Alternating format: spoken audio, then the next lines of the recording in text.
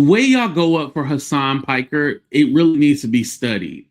I think some of y'all might have some issues up here, but I ain't here to judge. But hit that like button, subscribe to the channel, and let's get into his latest video where he's talking about, oh, the Democrats they're not giving me anything to hope or believe in. Like, he's still giving us that same speech that Democrats are bad and this would happen under them. No, it wouldn't, homie. That's a lie.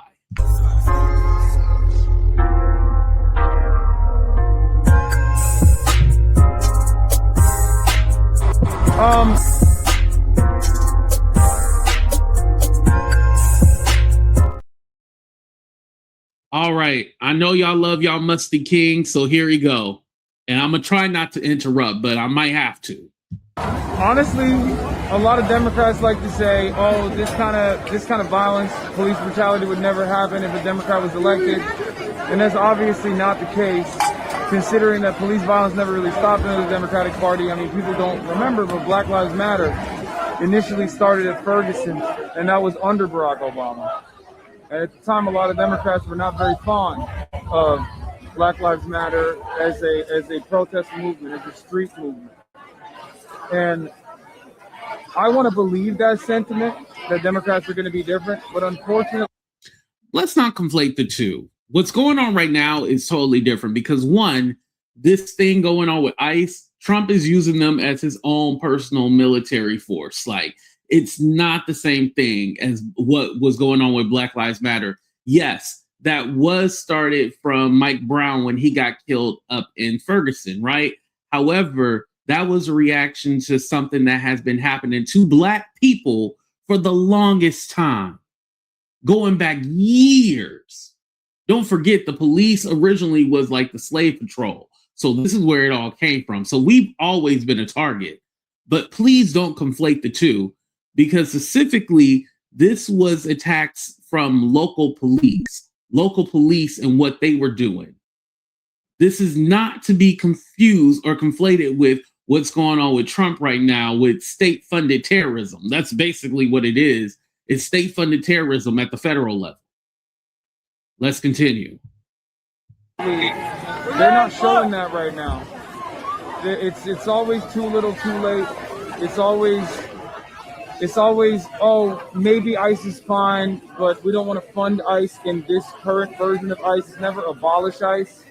Now, some Democrats do say that, but there's obviously not enough momentum in the National Party. They're not listening to the demands of the population, just like they spent 2 years refusing to reckon with the crimes of genocide in Gaza. And even to this day, still have the audacity to bring that up as a gotcha when they say, oh, well, you should have voted for us. Listen, I've always said what's happening in Gaza is disgusting. But just seeing the other day how Trump has this new task force that includes his son, Jared Kushner, and they basically want to turn Gaza into beachfront property and like a whole resort town. And just to think like, oh yeah, well, Kamala would have been a shield for Israel and blah, blah, blah. Listen, Kamala always spoke on, we need a ceasefire. We need a ceasefire. And now Trump fooled y'all into thinking that he got a ceasefire, but they still are dropping bombs. Just last week, there were 3 journalists that were killed in Gaza. It is still going on. And this man has his son, Jared Kushner, in this whole reconstruction of Gaza, and they're trying to turn this into beachfront property. Like, do you not see there is a difference? And it's crazy that he's still sticking with this narrative like, oh, it wouldn't really be a difference. Now, regarding the situation with abolishing ICE, I'm honestly here for it. I don't think there needs to be an ICE. We can just use our, at this point, you can just use border control. But border patrol, I said control, I'm sorry, patrol. But also, I think ICE needs to be redefined, redesigned. Definitely need to tear it down and build it back up and actually properly train the people. Also, make sure that the ICE agents are going for certain targets and not just everybody, because why are all US citizens dying? Like, that's crazy to me. And also, too, what most presidents did was go through the court system. They're completely avoiding the whole court system and just deporting people or just detaining them forever.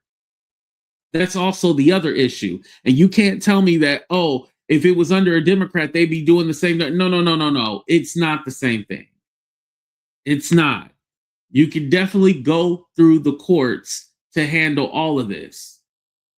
But the fact that they're bypassing the courts is also the issue. And again, they're not just targeting the criminals.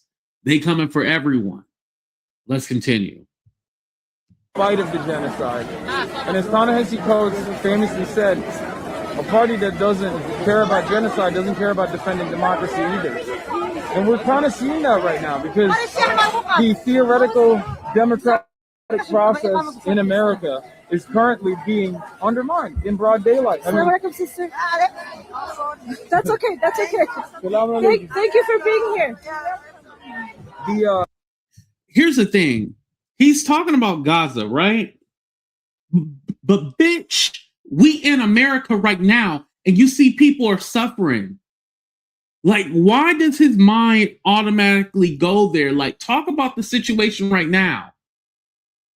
Because basically what he's trying to say is like, oh, people say, what he's saying directly is like, oh, well, people saying this wouldn't have happened under Democrats or this wouldn't happen under Kamala Harris. And, you know, they should have figured out the issue in Gaza. Listen, no one is saying F Gaza or we don't care about that. However, people realize, hey, we're going to be suffering ourselves if we get this man back in office.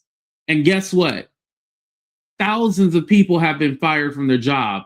Thousands of people are still hungry, trying to figure out how they're going to feed their families. All these subsidies have been canceled. Farmers are hurting. Like, we're getting beef from Argentina. Not in America, we're getting it from Argentina. Like, do you not see there's multiple issues going on in this country?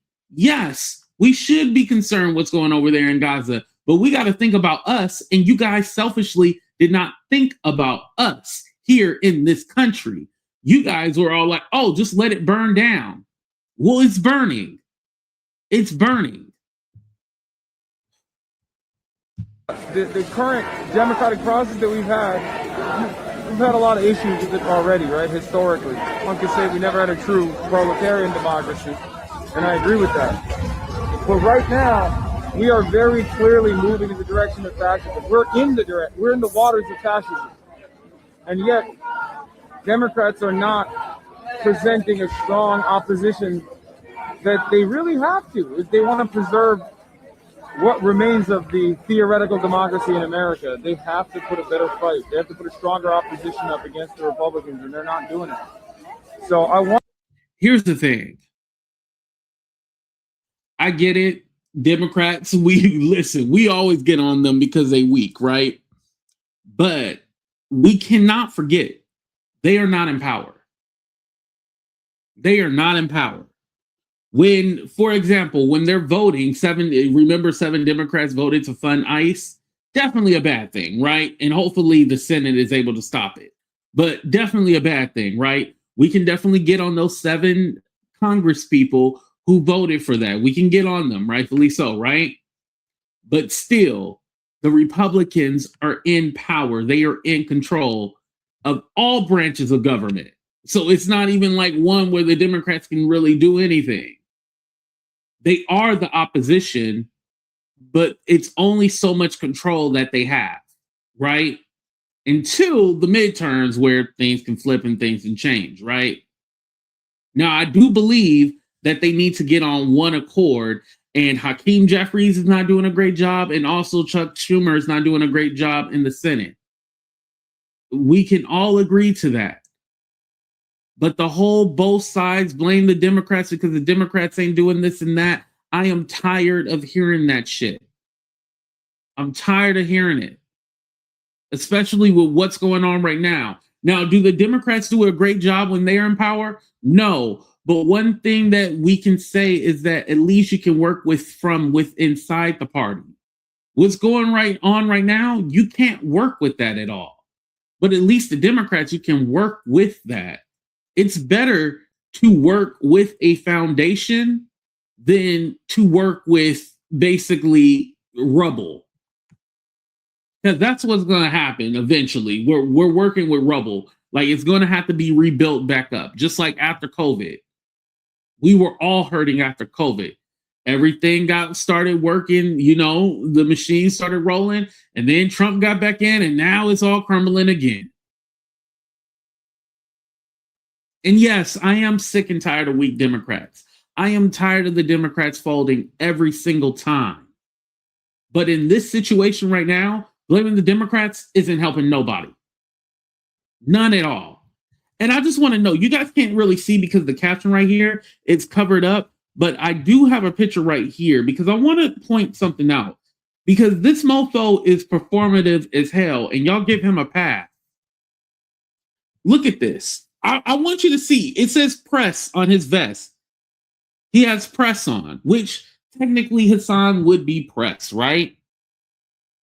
But just know when he's out there, this is very performative. He got on the press jacket because then he can say, oh, look, I'm press. I'm not just a regular civilian. I'm press. Don't touch me. Don't abuse me. He's making sure that he's safe and secure. This is why he has that press vest on. I just want to let y'all know that. I don't know if it's a bulletproof vest, but it's a vest. And he has it on saying press because he wants people to know, hey, I'm press. Like, don't hurt me. But you want to be performative and make it seem like you're out there marching with the people. Why don't you use some of your funds? Use your money. Use your money to help move research. Like, oh, I'm going there to bring attention. What attention do you need to bring? It's on the news. Like, I'm looking at it right now on my TV. It's on the news. They don't need any more attention. They need action, solutions. That's what they need. You going there being all performative, that's not helping nobody. Put your money where your mouth is. Feed the people. Make sure they got clothing, shelter. Like, there's things that you can do. Hasan is very rich. And let's be honest, the reason why he doesn't care whether it's Democrat or Republican is because, especially when a Republican's in office, he can eat off those tax cuts. Let's wake that up. Let's talk about that. This mofo is probably getting so many tax cuts. Your mind would blow. And so, but the reason why I bring that up, right? Because I know people are going to be very like, oh, he can't make money. No, he can make all the money he wants to. But this whole, oh, I'm a socialist and all this other stuff, this good person that y'all wanted to make it seem like he's about the struggle and that he knows about. No, he doesn't. This is the same man who's Turkish, but he claims that he's white. After I heard him say, oh, I'm white, I knew something was wrong with him. I was like, oh, yeah, I knew you couldn't be trusted. Not because he's white, because literally he would be a person of color, but he considers himself white. And Cenk is his uncle. So that's another thing I don't like about him. Your whole family whack as shit. But anyway, you guys, I wanted to go ahead and pull up this tweet that he put out. This was in reply to Nick Fuentes. He says, ICE uses Israeli spyware and is actively trying to deport green card holders and students for speaking out against Israel. But of course, this fucking shield is running cover for his ultra-Zionist pedophile administration once more because he hopes that they'll make him the next Mark Levin. All right. Now, I don't really give a damn about Nick Fuentes. I'm not even going to show you guys what he said because it doesn't matter. He's a nobody. Well, he's not a nobody, but he's a weirdo. So who cares?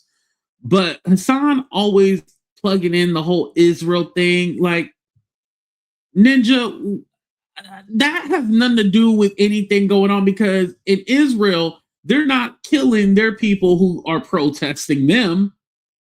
They're doing that here. So we need to focus on what's going on here. That whole Israel spyware, that's the conspiracy theory. We don't know that. We don't know that for a fact. And at the same time, motherfucker, that don't even matter. What are you talking about? And you guys go up and cape for this man all the time. Y'all make me sick. But I love my true supporters, though. Please hit that like button, subscribe to the channel. Let me know what you guys think about all this. And again, you can agree with him. I don't mind. Let me know in the chat why you agree with him. I love y'all for watching, but we out of here. Deuces, everybody.